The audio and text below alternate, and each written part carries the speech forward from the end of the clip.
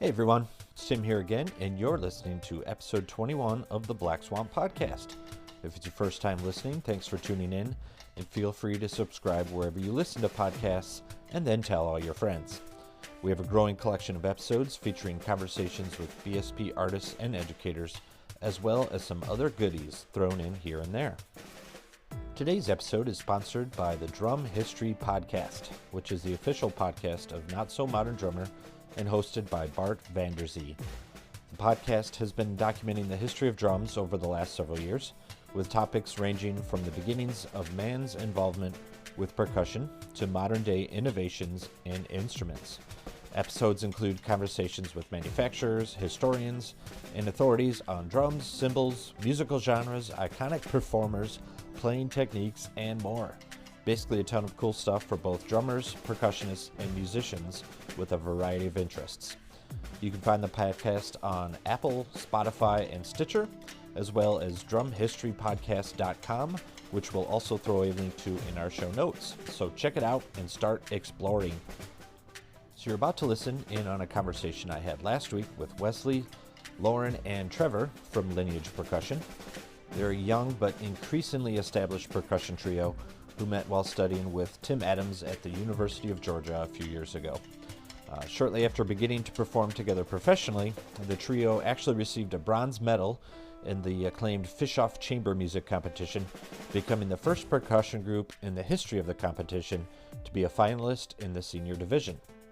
What I find most interesting and inspirational about these three is the bond they've created and maintained even now, living across the country from each other. I definitely think this is fueled not only by their mutual passion for music, education, and food, but also their dedication to social advocacy and awareness, which is one of their central missions as an ensemble, and certainly a topic we spend a fair amount of time exploring during our conversation. So you can learn more about Trevor, Lauren, and Wes by visiting their website at lineagepercussion.com, by following their social media sites, which we'll have linked in the show notes, and by listening now. Hey everybody, it's Lineage Percussion. How you guys doing? Good. Hey, ladies. Doing great. Good. Sorry, we're just kind of getting set up. I don't know. I always make a wisecrack because there's always a little bit of banter before we actually start recording. So it's all kind of an awkward beginning, feels like. But so I appreciate you guys all taking the time. I know you're all in different parts of the country, so we had to coordinate those schedules and time zones. So if you could just tell me, Lauren, we'll start with you, who you are and where you're at. Yeah, sure. My name's Lauren Floyd. I am currently in the Washington, D.C. area. I actually live in Maryland, technically, Okay. but I'm right on the border of D.C. in Okay. Tacoma Park, specifically, if you know that area. I don't, but that's okay. Great. I'll Google map it later. So I'm Yeah. making a note right now. The Tacoma Park. I'll look that up later. It's wonderfully wooded and a nice oasis outside of the city, but close enough to the city Okay. that it's a nice drive for gigging purposes and seeing the sights and getting good food. So Yeah. yeah, and I'm originally from Atlanta, Georgia. Okay. Cool. Wesley. So I am currently in Atlanta right now, but I live in Los Angeles, California, and I've been living there for the past 3 years since Okay. 2017. And I'm also from Atlanta, just like Lauren. Okay. So you're in Atlanta now, though. Yeah, I go back to LA on the 3rd Okay. of October. So how long have you been in Atlanta then? Since like the end of August. Okay. Yeah, just came to see family and stuff. Oh yeah, cool. And Trevor? Yeah, so I'm in Athens, Georgia right now, and I'm not originally from Atlanta, Georgia. I'm from Okay. Tucson, Arizona, so that's the difference. But yeah, I'm out here in Athens where the University of Georgia is. Okay. Cool. So yeah, obviously you guys are, well, typically spread around the country right now. A couple of you are a little closer. But you all met at the University of Georgia, correct? Mm-hmm. Okay. So can you kind of tell me like kind of a bird's eye view of how you guys met, and then how Lineage Percussion sort of took shape. Yeah, so I'll take that one. Uh, Good. uh, Better you than me. So go ahead. so Wesley and I started from the get-go at University of Georgia. Okay. And both of us came in the freshman class. There was about like, I don't know, Wesley, like 7 of us? I don't know. It was about 6 or 7 of us. It was about 6 or 7 of us. The next year it was about 4. So Tim was like a big advocate of like, if you don't want to do this, leave. Oh So- wow, yeah. yeah, which I mean, it sounds pretty harsh, but it was very helpful as like an 18-year-old. Yeah. If he was like, if you're passionate about this, stay around. If you're not, go change your major. Like no shade. It's just Yeah. like just do it. So we started in the same class. Wesley and I kind of got paired up on like lots of percussion ensemble rep together because it was like stick the freshmen together, let them learn. Right. And we played this one trio piece. I remember that like our freshman year, with a guy who was not Trevor. Trevor later came to us, but this dude is now like a business major. And it was just tough because we were figuring out how to do chamber music. You're Sure. 18, you're new to college. Like, how does it work?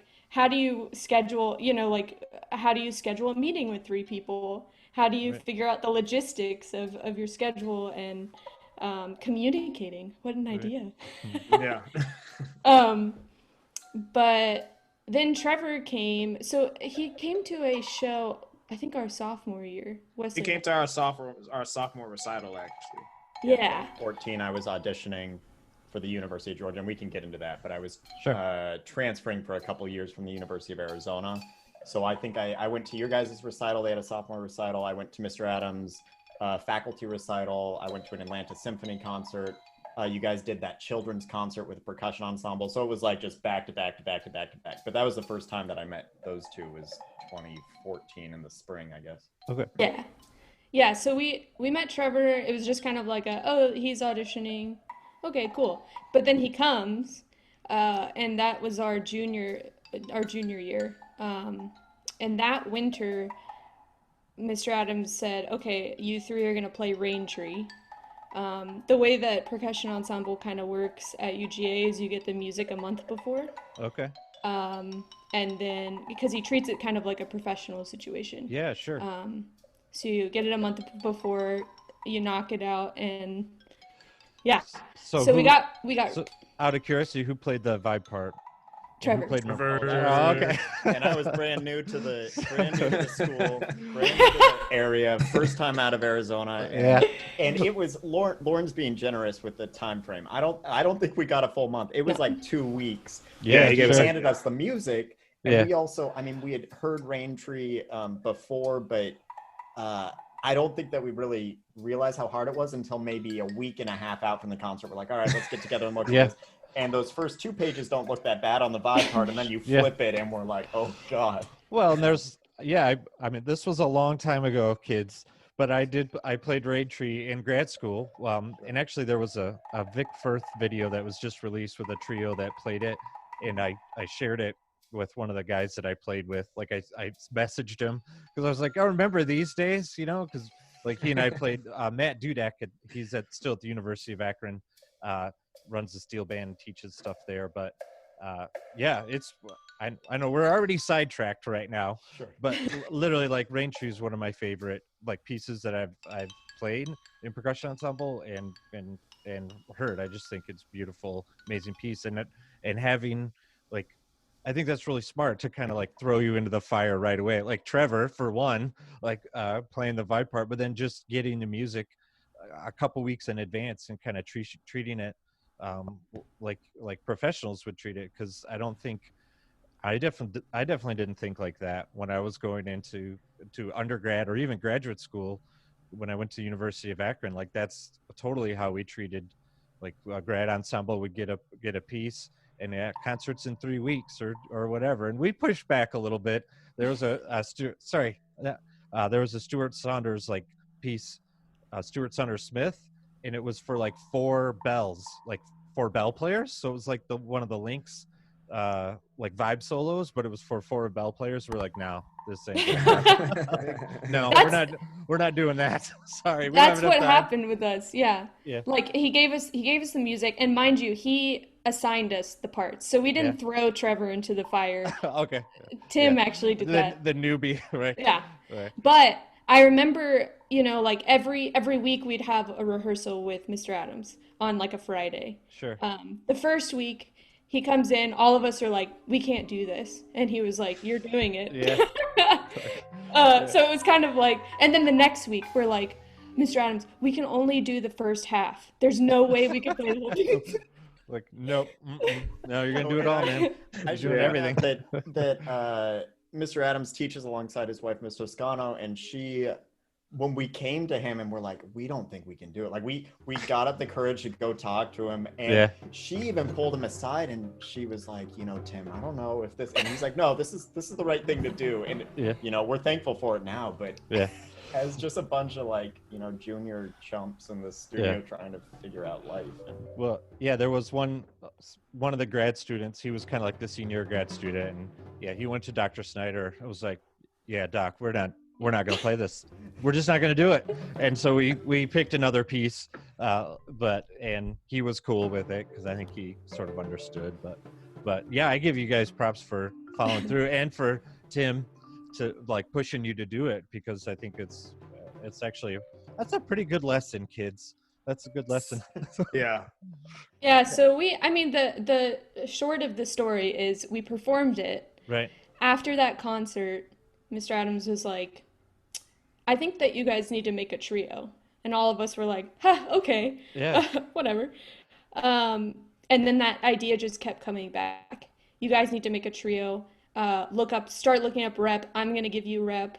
You need to do this. And so that kind of cemented Raintree as like, oh, we actually pulled this off, but now we can keep working on this and making it better. Right. It now has become a staple of our repertoire. We absolutely love that piece. Right.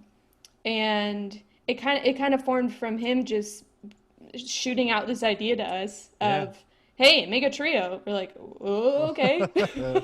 Well, yeah, that was basically my next question was like, how then did you decide to sort of solidify an ensemble, and then what kind of drew you together? So obviously first it was Tim suggesting, I'll sort of my wife calls it being voluntold, like instead of volunteer, like you're voluntold to like work together, like so strongly suggesting you guys make an ensemble. But sort of once you got into it, were there some other bonds, either playing style or just kind of like performance philosophies or anything else that you guys felt like you connected with immediately that you wanted to keep pursuing this?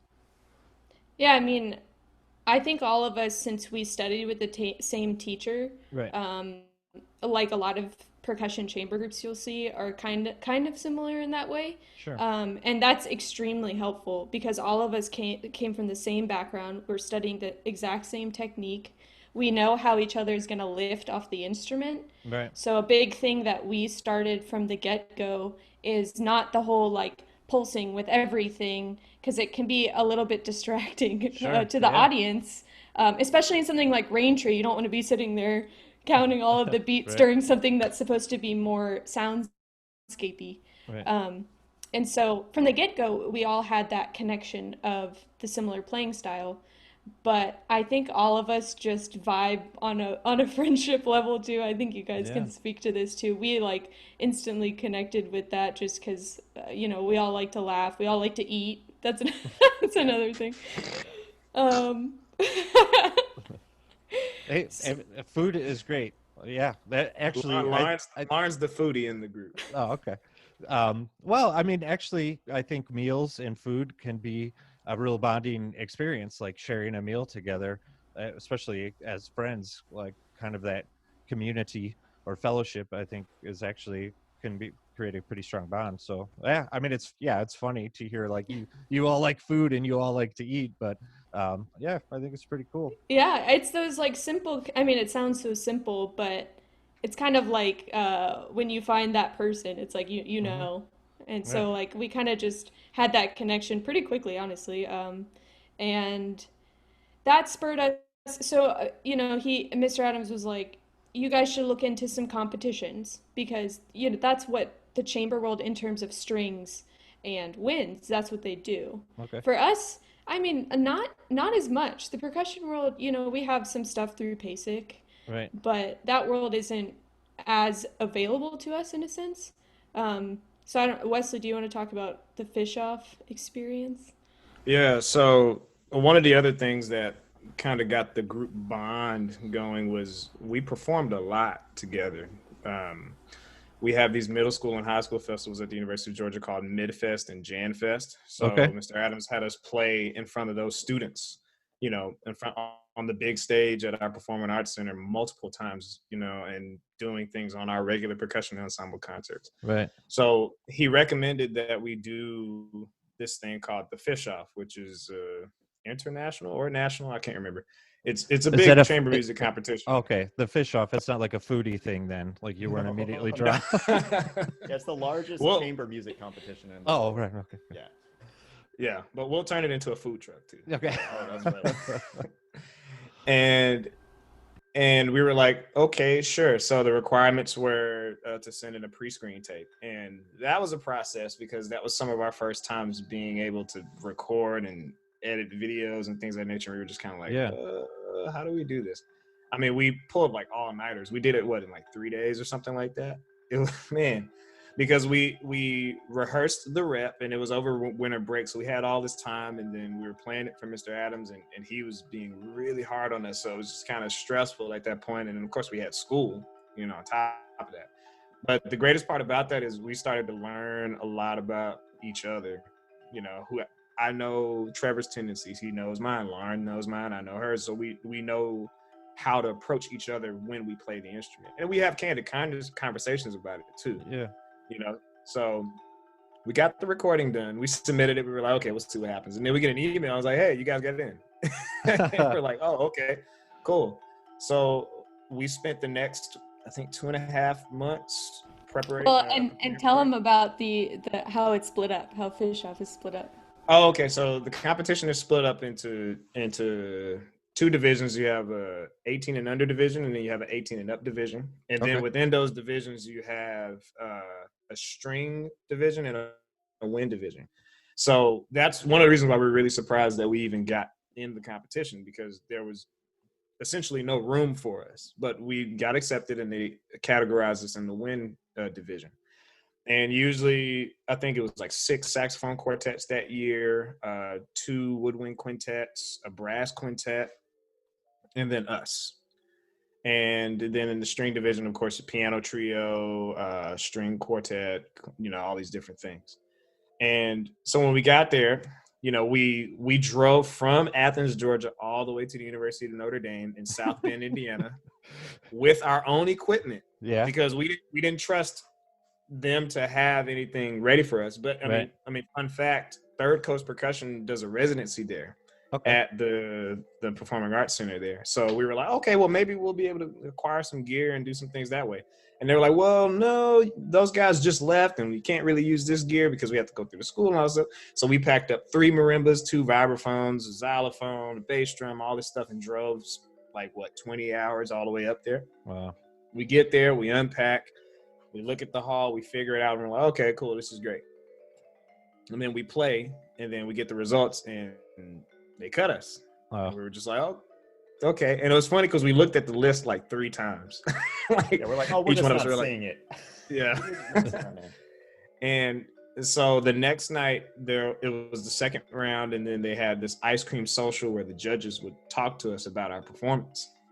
And so the panel of judges were a saxophone professor from the University of Michigan, one of the trumpet players from the American Brass Quintet, Okay. an oboist, a flutist, and someone else. And they basically just told us, we didn't know how to judge you guys. We didn't really understand how could we put this up against, this brass quintet that just played this Hindemith piece, or the saxophone quartet that played a Maslanka piece. How do we put? And they were like, yeah, it's not flashy enough. And we're like, we just played a man with a gun like my homeboy over here, and just like BBs flying everywhere, blowing a cymbal. Like we're just making all these crazy sounds, doing all this stuff, and that wasn't flashy enough. Right. Okay. And so we felt kind of jaded in the sense of like, yeah, this world doesn't really work for us. Yeah. So you had to pack up and go home basically right then. Yeah, then and there. And there was a lot going on before and after, like trying to get the money to go. And then when we got back, some things happened with the equipment, but we ended up doing it the next year. Okay. And we revamped our programming to be as diverse as possible in the sense of we have something that's very metronomic and rhythmic, like Tim Adams wrote us this cajon trio. Okay. And then we had the table music, which was, theater percussion. Right. And we had Rain Tree, which Takamitsu, when they heard we were playing Takamitsu, they were like, oh yeah, I know who Takamitsu is. It's great. Cool. That's like the only person I know. Right. And then of course, sculpture and wood and all these different things. And we actually placed third in the competition that year. Yeah. We were the first percussion group to do it out of the competition's history in that division. So that was huge. But so that's that. Yeah, I was curious when you first mentioned you were basically part of the woodwind division. Like, I mean, that's the first thought that goes through my head. How are they going to judge a percussion ensemble? And then it's smart to come back basically the following year and have maybe stuff a little bit more accessible, like some programming that might make a little more sense to their ears. And is that kind of that repertoire you developed for that? Is that, I mean, you mentioned Rain Tree is a piece you still play. You still kind of hold on to these pieces because they work for you? Yeah, absolutely. Well, the second time was very helpful for us because we definitely scaled down the amount of equipment. Like the first time we took like it wasn't a big of a project to get there. Right. No, the first time we drove like a 20-foot truck. All the way. They had a governor of like 60 miles per hour, so it took us forever to get there. Yeah. The next year we drove like a Dodge Caravan and packed up the van and pushed in the back like this, sleeping. There are definitely pictures of it everywhere. Yeah. And it kind of allowed us to just, play the music and access it in a different way. Sure. Figuring out how to pull out some of the best artistic quality of, like doing wine glasses and things of that nature, just like smaller setups. Yeah, sure. And they liked it. So, all right. Yeah, it's smart. Yeah. So anything you want to add, Trevor, to your kind of your history or how you guys got together? Or Yeah, so I will say there with, in that final round, the year that we did place and were medalists, we did end up taking a risk in, and if you go on Fishoff's website, you can still see this performance, which is hilarious because you see Bartok String Quartet, like you see this like Maslanka piece, and then you see us, and we're playing Glass Abattoir by Philip Schuessler, which is an awesome, just amazing theater percussion trio about the Trail of Tears. And the way Fishoff works is that the judges pick your rep the first round. You submit your program and they can draw any piece. So for us, the logistics of you have like 3 minutes to load on stage or something like that, and us figuring out, okay, if they pick this piece, how are we going to get on stage? What equipment do we need to carry out first? Like we had it all mapped out, but that final round, you get to pick the reps. So it was totally up to us. And we made the choice to do the two pieces that we hadn't performed yet, because our mission going there was we were premiering pieces at the, Glass Abattoir wasn't one of them, but this piece Burn Green that was written by Larry Baker, one of the composition faculty at CIM. We had the option to not play that on the final round. We could have done table music. We knew that it worked. Right. But we said, we want to leave an impact here. We already know we're medalists, right? We're either getting the gold, silver, or bronze. So we went out there and we played this theater percussion piece, like right back to this piece by Larry Baker that's very minimalist, 3 marimba piece. That's also up on their website. But they told us, like, once again in that final round, they're like, we didn't know how to judge that because it was theater percussion. It was extremely different than the first 2 rounds where we took like safe rep, right? Mm-hmm. But the powerful thing for us is we walked out of that and they had like this whole little meet and greet thing at the end to meet the medalists, and people were coming up to us and they're like, thank you for that performance of like Glass Abattoir and the words you say. And I mean, if you go watch the performance, like we're up there on this international stage, like screaming and like, you know, and hitting like wine glasses and drinking water and pouring it in, like full on theater percussion. But Sure. people came up to us and they're like, you know, thank you for that. Cause it's a super powerful piece. And I think that really was a shifting point for us where we're like, you know, we tried to play the game that these other chamber music ensembles are doing. We did the competition route that we thought, you know, let's do it. Let's follow what the string quartets are doing, what the saxophone groups are doing. But then after that performance, we kind of made this shift again where we're like, you know, this is the kind of stuff that is making an impact. Mhm. So, and it's getting people to have this dialogue that they wouldn't have otherwise had in the 43-year, you know, history of this fish-off competition. They hadn't had a group come up there and do that as percussionists.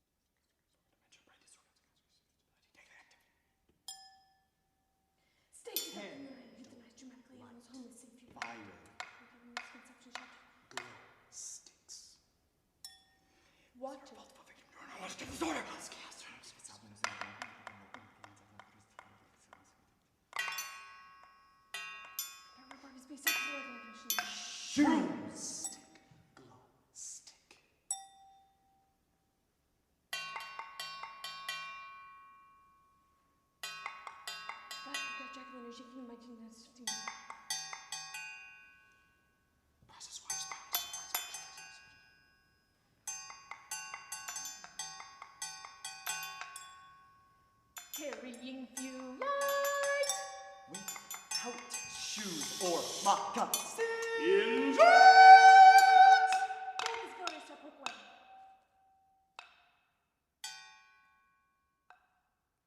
So jumping ahead, so like that was like 2015 or 16 or something? Yeah, so that would have been 2016.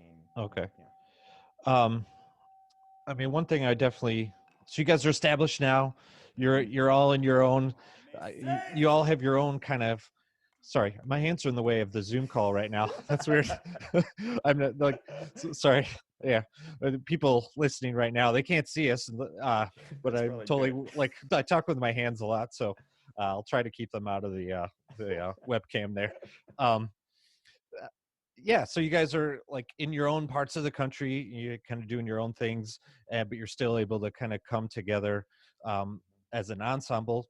And then obviously this last spring, basically I want to talk about COVID and how you guys have kind of adapted to that, how you've kind of handled the landscape, the performance, the rehearsal landscape over the last several months. And Trevor and I did, sorry, Wes and Lauren, Trevor and I had a brief conversation earlier this week just to kind of talk through some of these things. And I think, Trevor, you had a really good point that you've sort of been doing some of these things already because, you know, since you've graduated and you're moving on to some of your own activities, the way that you are rehearsing and practicing and preparing for performances is already kind of looks like how people are approaching those things now because of the pandemic and stuff. So I guess there's kind of two things in here. The first is how you guys have handled the pandemic, like either you know, creatively, your productivity, stuff like that. But then also I definitely want to get into some of those rehearsal strategies that you have developed. And Trevor, we didn't necessarily talk about some of that stuff. So I hope I don't catch you too much of a surprise, but so let's start with just like a quarantine, like how you guys have kind of handled that. Yeah, so I think you're right, Tim. And for people that didn't, the sound solution project video that we did, we Right. really have been doing this for a while. And I think when this all happened, it didn't really set in until probably this summer when we were looking ahead and we're like, wait, we don't really need to change what we do, because we really only get together with Wesley out in LA, Lauren in Maryland, the Maryland area, and I'm out in Georgia. We get together maybe, you know, twice or three times a year to do like a big concert, but all our preparation is completely asynchronous and online. So that's what we do. So we're fortunate in that regard that we haven't had to make these tough decisions about our ensemble in terms of our preparation for events. The question now is, what are those events? You know, how lots of what we do is education and outreach, and how we can't get in a school gymnasium with 500 elementary school students. It just isn't happening right now. So Right. we are having those discussions now about how we're going to shift with the actual climate of what's going on right now with COVID.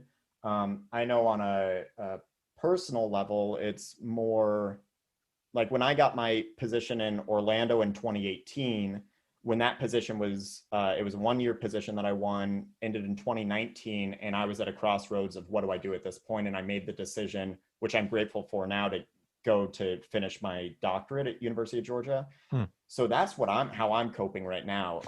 It's I mean, I don't know if it's a great coping strategy to be buried in Zoom 12 hours a day, but no, I'm doing it. I'm put way more of a course load on for this semester, just trying to knock out these classes now, because there's no auditions, coming up for the foreseeable future. There's I don't have my performances with Orlando right now. I'm not playing with Louisiana or these other groups. So it's really like I'm taking all that energy that I had, practicing those 6 hours, and now I do 6 hours of my DMA coursework. And so that's how I'm coping. Obviously, I've made shifts with my private studio. I'm trying to learn as much as possible on my off hours about technology and OBS, and learning about, loopback and DAWs, and just trying to get something that is a nice product to give my students, because that in-person instruction that I was so used to, like, you can't take that for granted anymore. So I've been making those shifts with my private teaching, and then also just trying to find ways to stay healthy mentally and emotionally through all of this, because I think that everyone is dealing with that mental health aspect, and I think that's important. My fiance is a speech language pathologist in the public school system here in Georgia, and that's a great reality check for me, honestly, because I'm like, at the end of the day, I'm here because I'm upset because I can't go play this concert. But the things that are going on with lots of our public schools, and the way that these teachers, what they're having to do, it's the perfect reality check for me on a day-to-day basis of, what this is, we're very blessed where we are right now in our life with, everything that's going on. So just recognizing that and trying to stay optimistic as much as possible about what's going on. But yeah, I'll let one of the others talk about their kind of personal experience with this.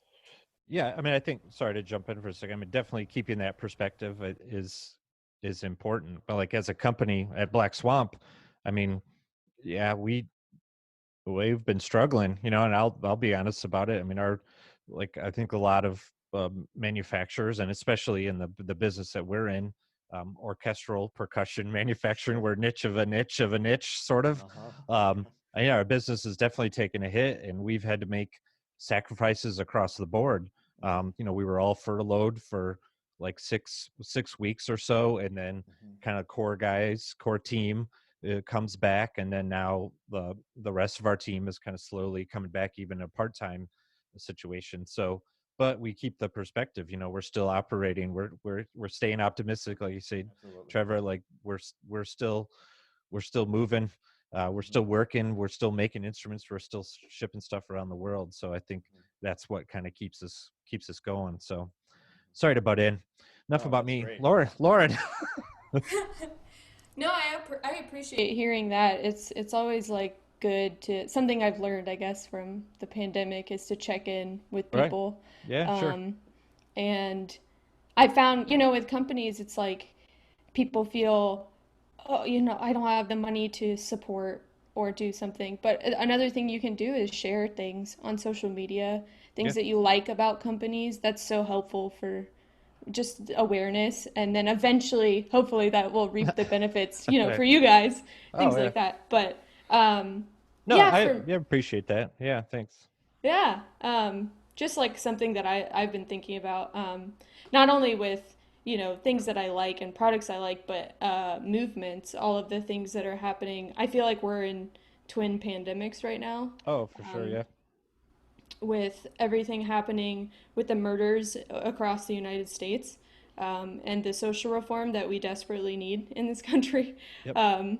It can be hard, especially for us as musicians, Obviously all of us don't have expendable incomes right now, so how do we do that? And so that was something that I looked into several months ago, like how can I support these movements without like monetary, like I can't give however much I would want to give. And so giving my time, giving my awareness, spreading it as much as I can through social media, which sometimes feels like screaming into the void, but you got to do it. A vacuum occasionally. Yes, it's a vacuum. Yeah. Yeah, but I think something that I struggled with personally, my boyfriend of 11 years is in the medical field. Okay. He just started medical school actually in July, but before that he was working in an ER in DC. So, and we were living together at the time, and now he's in Philadelphia. But he was working so I think there's a misconception with the ER, first off, of, oh, do you work in the COVID unit? Right. Well, the ER is the COVID unit.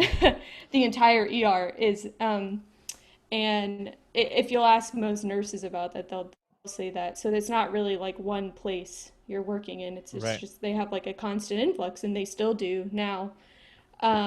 So he was a ER technician for the first couple months before he started school, and that was super stressful because, I mean, every day that he went to work, he was risking his life, and I made the conscious decision to not have him quarantine at like a hotel or something. He came home every day. That was important to me for his mental health. Yeah, sure. So we had a whole system of basically, they work 12-hour shifts in the hospital.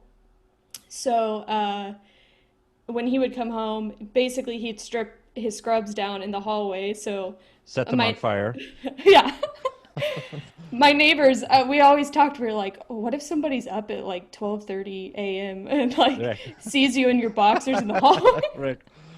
But we'd immediately put those under the washer. He had shoes to go from the apartment to the car so that there was like no hospital shoes in our apartment. Sure.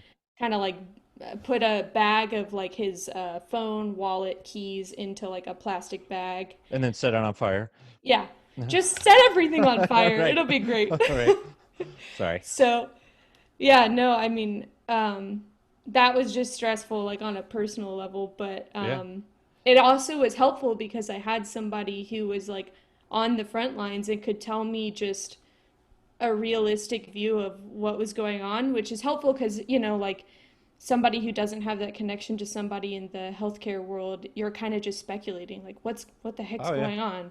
I'm reading all this stuff and I have no idea. But for me, I was dealing with, it was like every week I was getting hit with like canceled, event canceled. Like, and I drove to West Virginia to play. I've been acting principal timpanist there for the past 2 years. Right. And I drove to West Virginia. This was like March 11th or 12th, around that time, to play a concert. I had driven that whole way, and by the time I got there, they had canceled the entire weekend of services. But it was like every week after that, I was kind of in that mindset of like, oh my God, when is the next bad news gonna hit? Right.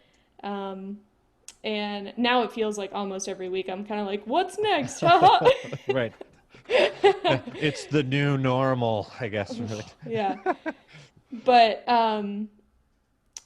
like I definitely struggled with motivation when all of this first hit and everything was getting canceled, because it was like, what the heck is going on? How do I handle this? How do I help other people handle it? But I feel like I got, after a month, I felt like after the initial month of just like, whoa, Yeah.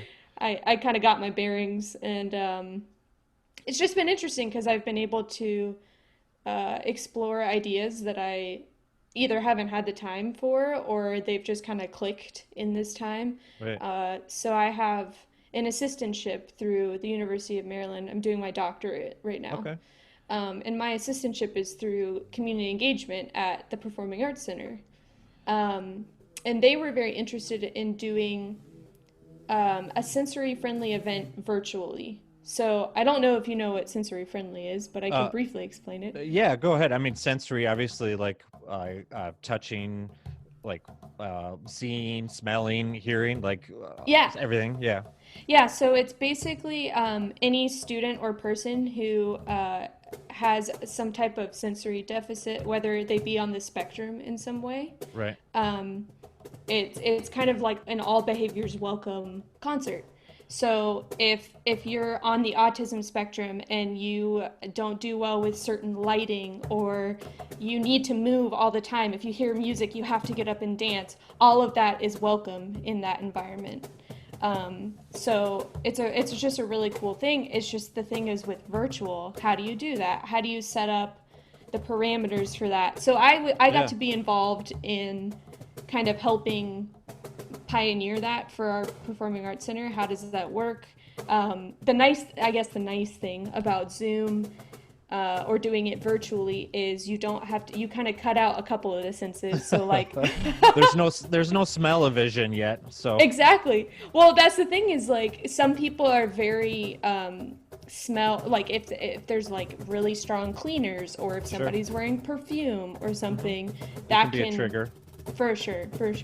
So you cut out that, and now I'm going through this. There was one other. You have touch. Right. So if there's not any, like you're in your safe space basically. Right. So what we're dealing with is kind of, if it's too loud, how do you tell somebody on their end to turn their mic or turn their sound down? Just things like that. So yeah, I've just been exploring kind of different avenues, and I feel like I've gotten my practice motivation back up in the past couple weeks, but.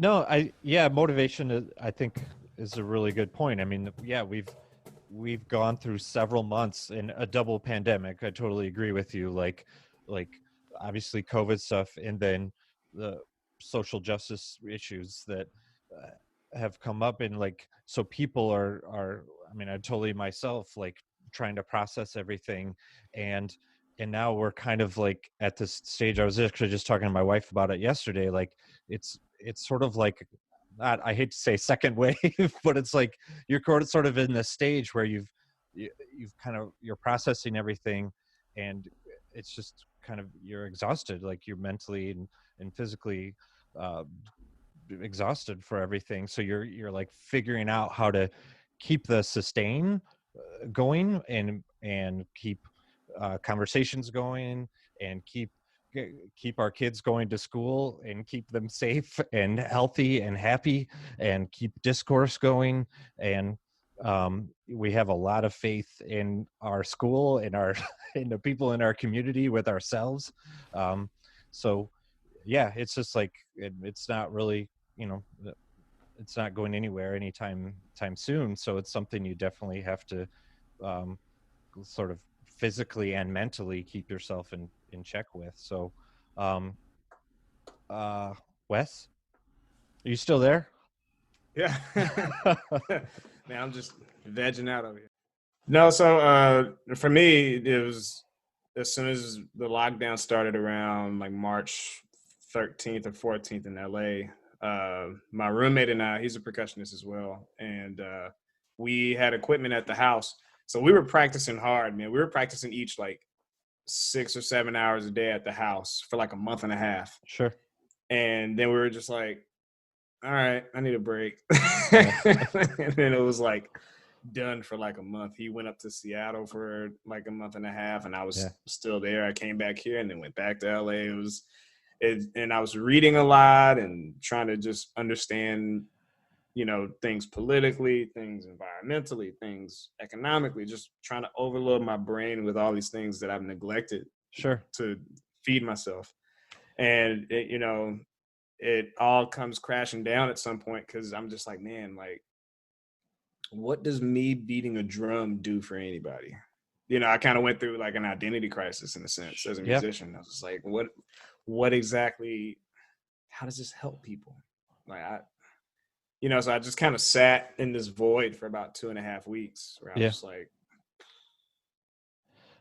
but the music and art itself ended up being my saving grace, keeping me mentally stable and just keeping my mind active and not running away mentally from those things that are happening, from the social justice things, specifically, George Floyd and Breonna Taylor and Ahmaud Arbery, like that kind of stuff. Usually I try to not look at those things because they emotionally and mentally scar me more than I thought they would. Sure. And I felt I was kind of doing myself a disservice in a sense by not looking at it as well, because it's like it's not going to go away, and I have to address it for myself, and so I can address it musically, so Right. I can say what I have to say on the instrument or composition wise. Like I remember at 3 a.m. about a month and a half ago, I woke up with this idea for a piece. I have it written down all on my iPad. I had all the instruments in my head. I had the words that I wanted to go along with it, and just the different ideas. And I was up for like 3 until like 4:30 writing all these ideas down. And all of it came from just me releasing all of this aggression and all of this stress and all of these emotions out of it. Right. So that's what's been kind of helpful for me to stay. That's what's been motivating me now. Yeah. Is to look at that and just see how that affects my practice in general. I'll play a green scale like differently now. It's not just C, it's like, whatever. Right. It might change. Who knows? Yeah. No, I had the same conversations with Jamel at work. So he's our VP of operations, and he and I spent a lot of time. So I've been with the company over 20 years. He's been with the company 15 years. We've been working together for a long time. And just the last couple months, he and I sometimes the only ones in the office because we're locked down. Well, we were locked down. We were shut down. Some of the guys still aren't back fully working. And he and I would be there and just talk for like an hour and a half, whatever. Why are we making tambourines right now? Kind of like why am I hitting a drum? Like is making a tambourine today really going to make a difference? Like, but it makes a difference to us, and us being there together and helping kind of each other process some of that stuff and talk about things. And I'm like a sponge right now, man. Like the last 4 years, and the timing is no coincidence. Like I have been under serious identity evaluation. That's what my therapist calls it. That's what my counselor calls it. It's not a midlife crisis. It's not a midlife crisis. Like I'm definitely like reevaluating my life right now, and reading stuff about politics, stuff about race, stuff about my faith, and how all these intersect, and kind of the big Venn diagram of it all. So I mean, I applaud you for kind of doing that kind of educational aspect, because I found that the last several years, like I mentioned, like I've just sort of immersed myself in it. It's like I'm like down all these rabbit holes, man. I read one article and I find about a podcast, and Jamel and I at work, we're like podcast like freaks, man. He throws stuff at me and I throw stuff at him, or I talk to my wife about things, and then that leads to another podcast, which leads to another. You see my hands again? Leads to another. It's just like, they're rabbit holes, man. But I don't know. That's how I've kind of learned to help process things and educate myself about everything's going on in the world. So I appreciate all you guys sharing about all that. So I guess, well, I'll jump right into this now. I definitely want to talk about some of the rehearsal strategy stuff that Trevor made a video about, and Wes and Lauren, I'll give you two an opportunity to totally critique and tear apart that video. Since well, we were joking that Trevor has now premiered his like YouTube vlogging blogger review thing. They love it. The jump cuts. I watch a video. I'm like, all right, so how do you do these jump cuts? It's like it's a real thing. Yeah, there was like little animations. Oh well, the animation And that was embarrassing because my fiance, so she has a Instagram page where she does all this lettering and illustrations and stuff. And she actually did the map design, which I loved. Okay. So she drew that map of the United States and stuff. But I asked her to do that. I wasn't paying her for it. So I was like, you know what? I'm going to do the stick figure one all on my own. So that's me. I Bravo. have the iPad. I Yeah. borrowed the iPad pencil. So Yeah, it all worked, man. It Yeah. was. I appreciate the production quality. Oh, the well, the thank you. value that it added is great. So I definitely want to kind of talk about those things. But I know, kind of one of the main points of when I have a conversation with the three of you is what a Trevor called pillars of your ensemble, which were or are education and social advocacy. So I guess I wanted to hear more from you guys about those pillars, like maybe how you decided on those as an ensemble, and then what those look like in your practice or in your performances or the pieces that you choose or the venues that you perform in. So do you guys mind talking about that for a while? Yeah, sure. So, you know what they say, you're a product of your environment. Sure. So, unbeknownst to us, we were surrounded by that kind of art making through our entire undergraduate, journey at the University of Georgia. Okay. So, I can give you different examples. So, it was in 2016 or 17. This composer named John Lane, he came down and did a performance of a piece that he wrote called The Innocents. And he did that in collaboration with Alan Oddie from Percussion Group Cincinnati. The Innocents, a few of whose stories are told in this project, serve collectively, depending upon how you can best imagine the unimaginable, 4,762 years in American prisons for crimes they did not commit. And the piece is highlighting the life of this guy named Clarence Harrison, who was the first man exonerated under the Georgia Innocence Project, which is an initiative that helps to free incarcerated people who have been charged for crimes they haven't committed. Mhm. And so this piece, they fully immersed us in these sounds and these dialogue about the crime, the arrest, the indictment, the verdict, and his time in prison, and then him coming out. And he was actually at the performance. He was like 3 rows behind me, and that was at the School of Art, which was right next door. And they had these other rooms that were dedicated to other aspects of criminal justice. They had this room that had these images, these mug shots over like an angel like doing something on the ceiling. It was like a lot going on, but that was one thing that I got to see. And then Tim Adams did his recital back in 2014, and most of it was self-composed pieces, but he wrote this piece in collaboration with one of the pianists at the school named Greg Hankins, and he named it the Trayvon Suite. Mhm. So, and each movement was dedicated to some aspect of the entire situation. So the first movement was called like Skittles and Sweet Tea. The next movement was called The Shot Heard Around the Block, or like something like that, to that effect. And it was about 45 minutes of just improvisation between piano and percussion, but they had spent hours and hours and weeks together just trying to figure out how their ideas could meld together. And then he also wrote a piece in honor of Harriet Tubman and talking about those things. And then even people outside of the school. So the Athens-Clarke County Commissioner, her name is Mariah Parker. She might be Dr. Mariah Parker. Now she was a PhD student at that time. And she won that position in 2018.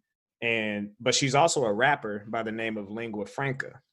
And she raps about her policies, around the Athens-Clarke County area, on campus at UGA. I have a band that I started at UGA called Misnomer. We did a track with her entitled Justice, where she literally talks about criminal justice reform and all these different things. So when we started to do pieces that were like that, we were just it wasn't one of those things where it's like, oh, we should do this because of this. It was really just because, oh, well, such and such did this a year ago and they're about to do this next week. So it kind of like turns into, oh, okay. So then the Glass Abattoir piece, that was like our first introduction into us actually doing it, because the piece is actually 3 dialogues. One is of the Trail of Tears. The other one is of the Bolivian water crisis. And the last one is of the Iraqi war occupation. And the composer Philip Schuessler has all of these 3 dialogues interwoven together and we're speaking over each other, and it's over so an abattoir is a slaughterhouse, and the idea of a glass abattoir is you get to see what happens in the slaughterhouse, and it comes from a book called The Omnivore's Dilemma. I forgot who the author is, but it comes from that idea of us not knowing what goes into food production. So it's the same thing as far as you can take something like the Trail of Tears, like the prosperity of America. If you look at it in the glass abattoir, it comes from the Trail of Tears, or aspects like that. If you really had to look at it, would you be so normalized to, oh, that's just how things were, and this is where we are now? So we also did a call for scores for a piece that we got called Wealth Inequality, where we're spread around the auditorium talking about the top 1%, talking about unemployment rates, talking about all these different things over the course of a 10-minute piece. In the United States, the top 1/10 of 1% owns almost as much wealth as the bottom 90%. Over the last 2 years, the increase in wealth, $170 billion for the richest 15 Americans, not the richest 15%, the richest 15 individuals, is more than the total assets of the bottom 40% of Americans. I like to dance. And then we also did a recital in Tucson. It was one of Trevor's last recitals at the University of Arizona, where we highlighted and brought awareness to the Alzheimer's Association and the American Heart Association through a program that he picked. You know, it was a beautiful program because he had family members that were affected by both. But we were a part of that as well. And so there's a landscape that we've kind of gone across unknowingly, and we're like, well, yeah, we should continue to do things like this, you know. And we would do things like that with run out concerts at UGA and just things like that. So I'll just round it off by saying we saw people doing that, you know, and it kind of made us like unknowingly go into that realm while still doing what we were trained to do, which is to be gigging musicians. Right. But you know, if we were encouraged or inspired to go in that direction, we didn't have any kind of fear or you know, we weren't necessarily afraid of what the outcome might be, because we were making art for these purposes that needed to be highlighted in American society. Right. You know, which then leads to the education aspect. One of you guys can talk about that, but going into different schools and trying to make sure we really understand what it means to do community engagement, which is more than just playing a concert at school. It's like, do we give out lessons? Do we do an ensemble coaching for the middle school band percussion ensemble, you know, or different things? Or do we donate some equipment like mallets or a pair of cymbals or a drum or something like that, just so that it betters the situation than we came into, Right. you know?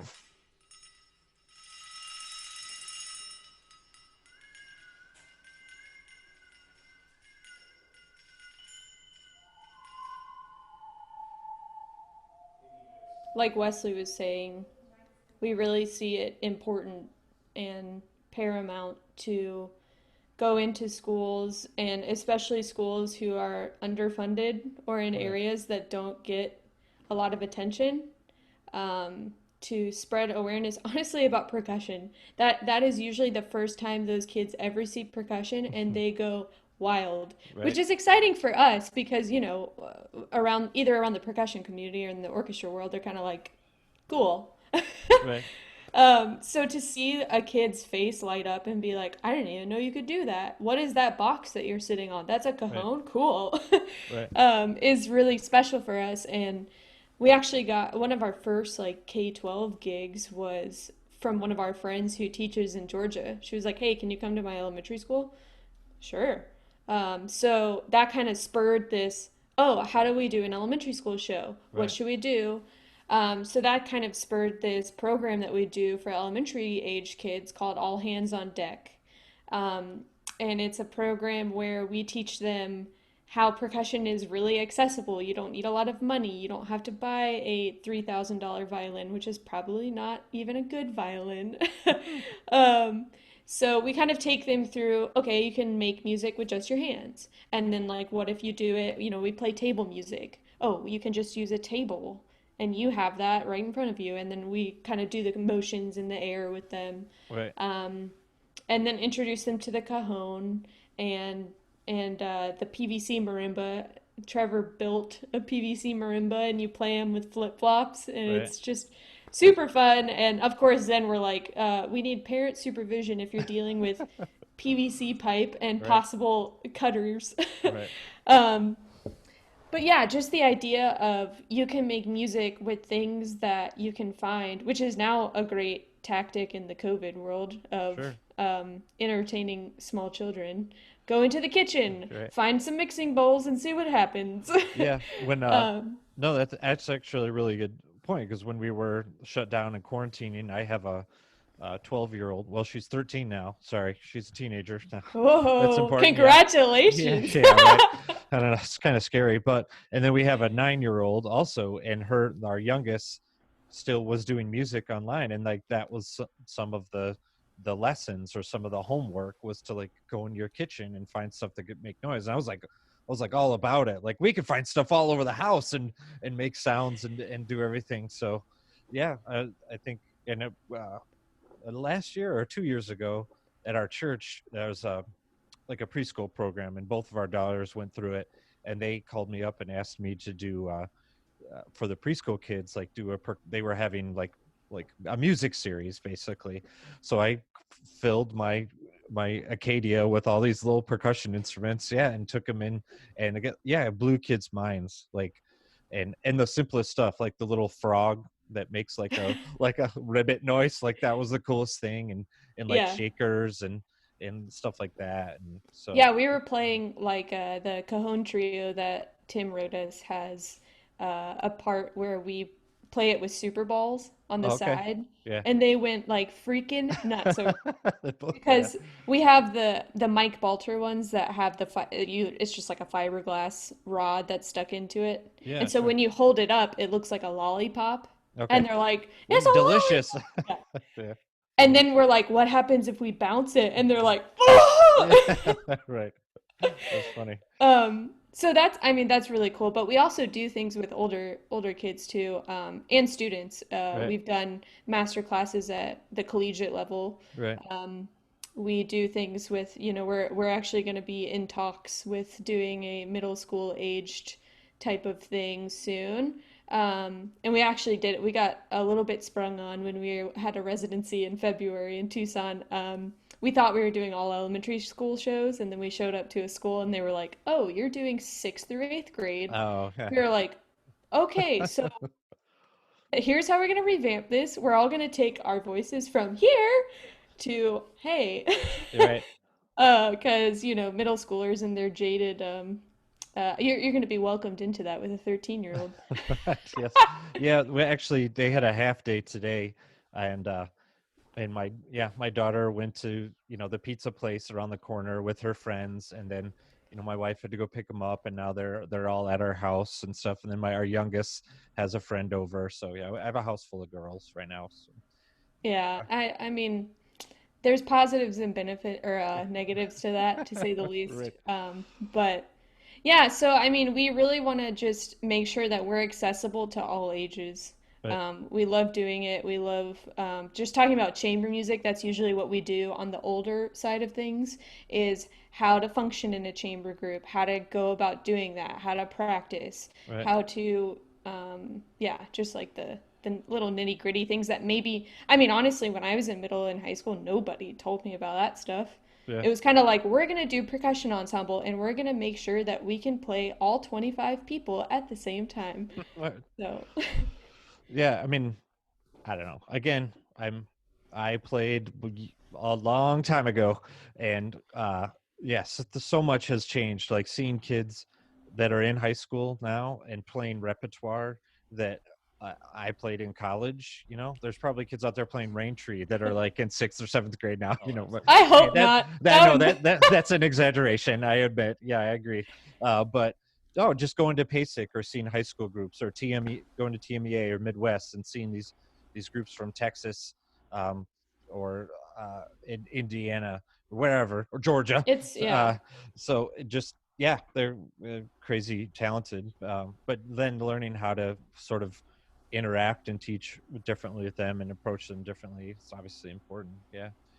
Um, so Trevor mentioned that, speaking of residencies, you guys may or may not have something coming up.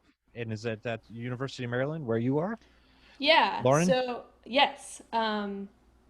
So we actually got a residency through the Clarice Smith Performing Arts Center, which is on the University of Maryland's campus. Mm. And the nice thing about having a residency in a place like the Clarice is they're just very in tune socially, and Right. that's something that we appreciate whenever we collaborate with an organization or somebody else, that they have the same ideals and the same mindset as us. Not saying that you can have an opposite mindset, Hmm. but there's just like a level of, how can we work with a similar organization, and how do they think, and does that gel with what we believe and what we Sure. stand for? Um, so the Next Look residency is basically to support artists who are in the midst of kind of creating a project or a performance, and how they can kind of support that and make it into a fully fledged idea. Um, and what I kind of spearheaded this for us, but this has been kind of on the back burner for us for a while, of kind of creating a piece that has all of these elements that we already did, and we play a lot of pre-made pieces that are socially engaged works. Sure. But for this, I've seen a lot of works from the dance world or theater world that comment on a time in history, a social event, things like that. In the percussion world, it's a little bit different. You don't really see that as often. I mean, you have people like Third Coast who do that all the time, which is fantastic. Hmm. But I think that more groups need to be doing this work that is in the time of what we're living in. Right. And like that's what Shostakovich was doing. He was writing about his time. Why aren't we doing that? Sure. So I learned of this small community in College Park, right here where University of Maryland is, called Lakeland. Um, and they are a historically black community. And from the very inception of this idea I had, I met with the Lakeland Heritage Project group. And the director of that is Maxine Gross. And basically, their whole idea and goal is to spread awareness about Lakeland and the historical significance of this community. And in Maxine's terms, she just wants to leave breadcrumbs to show how Hmm. what this community is today, but what it was. Sure. Um, so basically, we have a residency for a week in February, where we're going to get together in a space up here called Joe's Movement Emporium, which is a funny name, but it's basically kind of like a black box-ish modular space. So it can fit people like us, or dancers, or theater, or like an art project. So we get that space, and we're creating a piece called Shadows of Lakeland, and it's going to be in a vignette style. So there's going to be 4 vignettes. 3 of them are going to deal with kind of the hardships and struggles that Lakeland has gone through.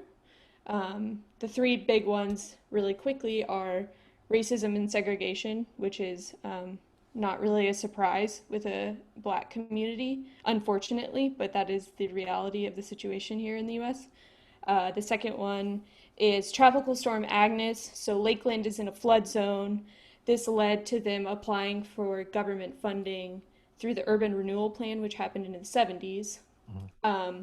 Basically, that entire neighborhood and community was flooded every time there was a hurricane, every time there was a tropical storm, to the point where, so we got access to oral histories through Maxine and the Heritage Project to listen to.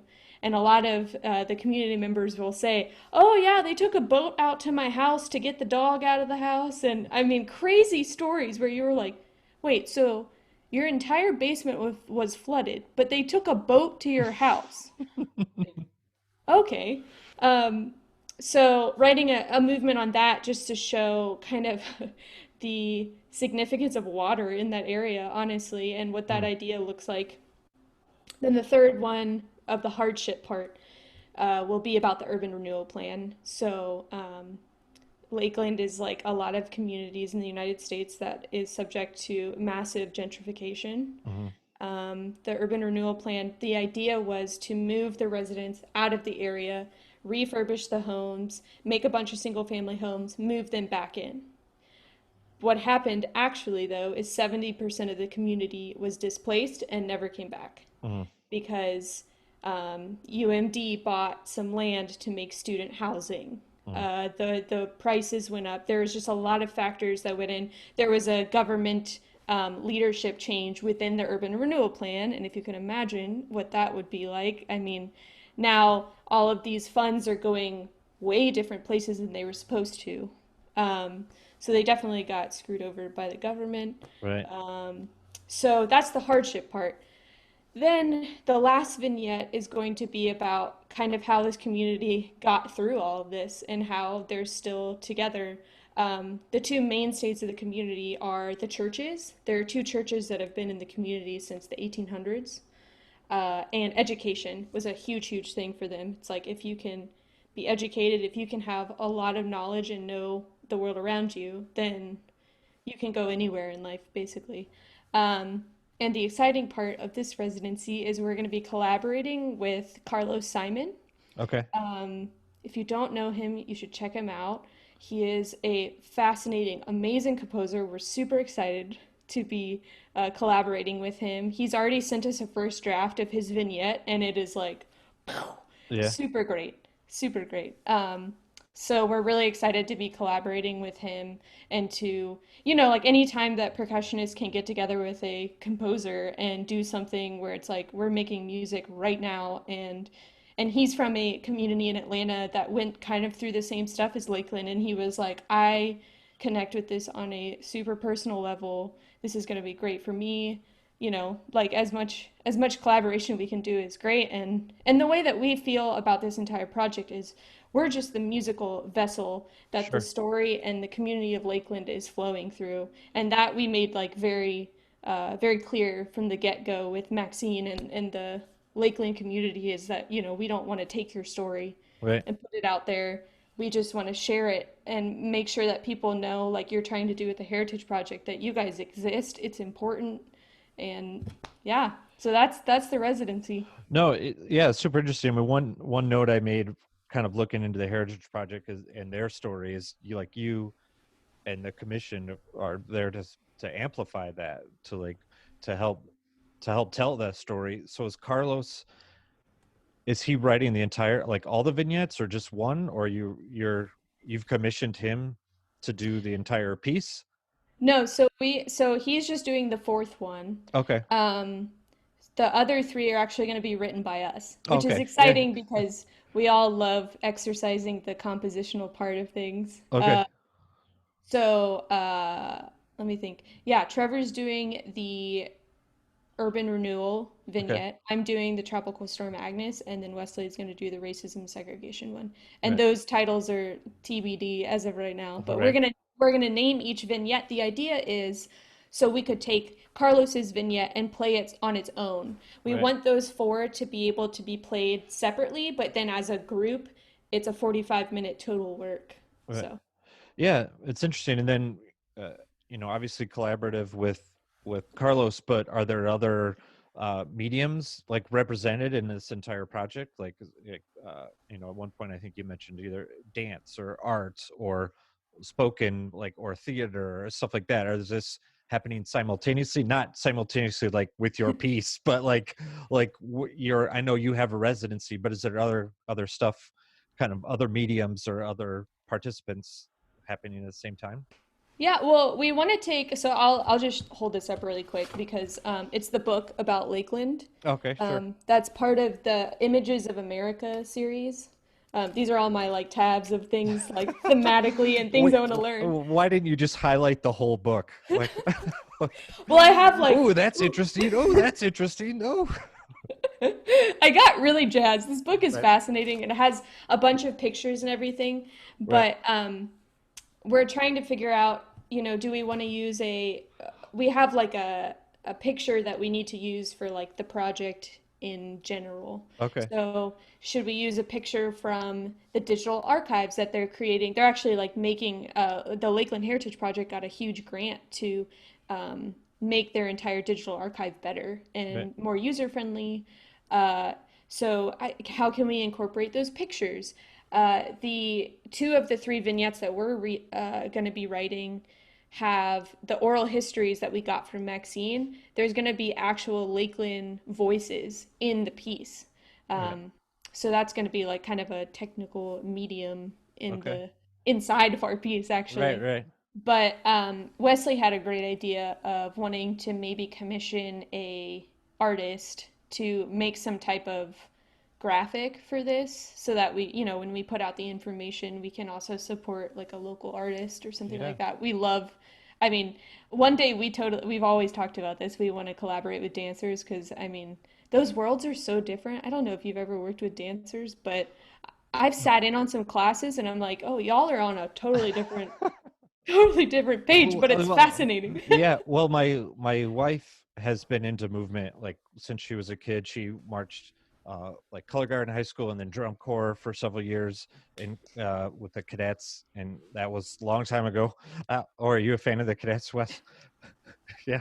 Um, so and then still is like into like fitness and movement and stuff, but she'll kind of ask me to like yes, it's a totally different world because they count stuff but they don't really count stuff, or they hear stuff and they listen to things. She's like, well, how are you counting them? I'm like, well, that's the verse or whatever, or that's the chorus, or that's, it's an 8-bar phrase, so just repeat it. Or so I don't know, but there are some things that are kind of tricky, and she'll be like, well, how would you figure this out? And I'm like, I don't care, just do whatever you want to do, it's fine.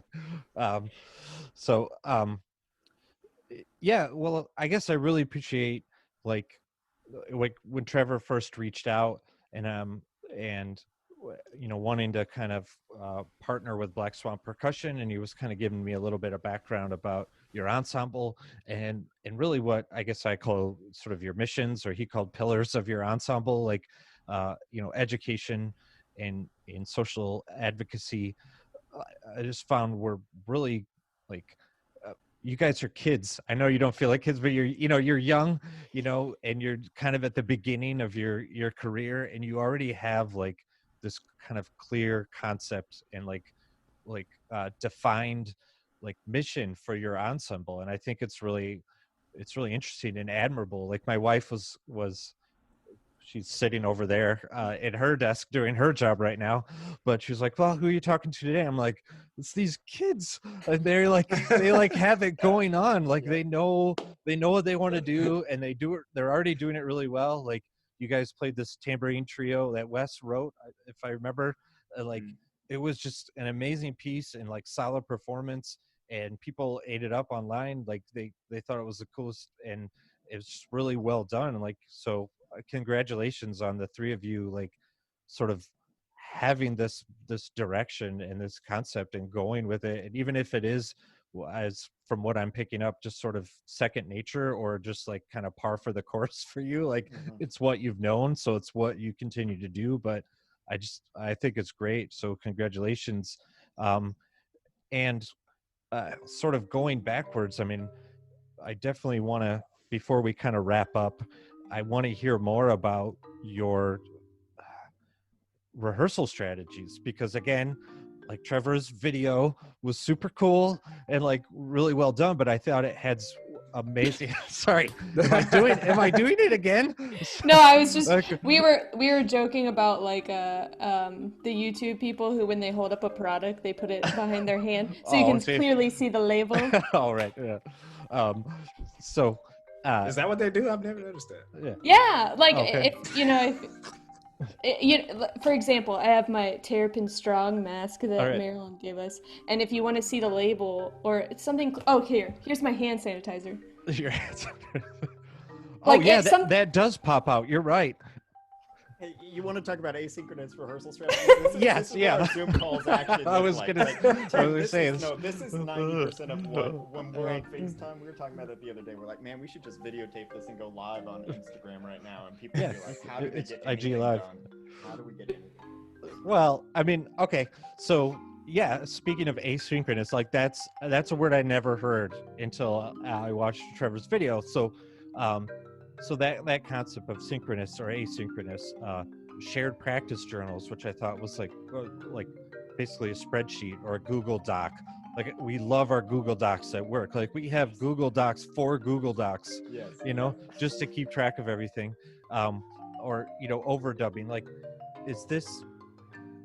Are these kind of strategies that you guys were kind of tuned into, learned about in school, or is this stuff that you kind of developed on your own as sort of the necessity of invention, I guess?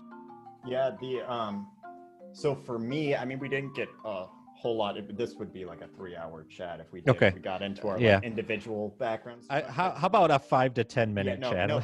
But I will mention, that like in, I think 4th grade, I started doing video editing, like, Okay. which thank God to my mom for even buying me. She bought me this little Intel Play camera. And it was like, it had one record button, but then the editing software, you could add explosions and like all this stuff. And Right. as a 4th grader, I was doing all this editing and was really tuned into it. And That was like 10 years ago or oh, so. yeah. So yeah, 6 years ago. Oh, 'cause- 6. No, but I was always fascinated with film, and I wanted to go into do that as a minor. And then when I was talking to Tim and Kim about it, they were like, no, this percussion, like this takes a while. Like this, if you really want to be an orchestral player, like this is what you devote your life to. So Sure. I kind of put it on the back burner. And then when we ended up being in 3 different states, we were talking about, okay, well, how do we make this work? We talked about, after Fish Off, we weren't really sure how the ensemble was still going to function. And honestly, the first big performance we did was that one in Arizona, the In Loving Memory concert that I did in memory of my dad and my grandma. And when we were putting this together, we were preparing that Akiho piece that I talked about in the video, and No One to No One. That piece is a beast. And we were looking at the schedule. Wesley, Lauren, and I were in Arizona together for 7 days. And during that time, we had like 4 radio and TV interviews. We had like 4 or 5 or 6 like school shows. We had all this stuff going on. So we were trying to figure it out, and we looked at the schedule. We're like, we have 2 rehearsals for this Akiho piece where we can have all 8 people together to perform this. So it was really, we developed a strategy out of necessity. That was 2016, so 4 years ago, and or 2017. So we came up with that shared practice journal idea, and this idea of asynchronous. Back then we didn't call it that. I think that this is verbiage that's been thrown around by the Zoom creators. Like, yeah, right. And public schools are like, oh, let's have asynchronous and synchronous learning. It's very corporate. Yeah. Oh, absolutely, absolutely. And we're the most corporate ensemble out there. So I can tell. Yeah. So this asynchronous idea, though, of us being able to record and just send stuff to each other, really to just check in.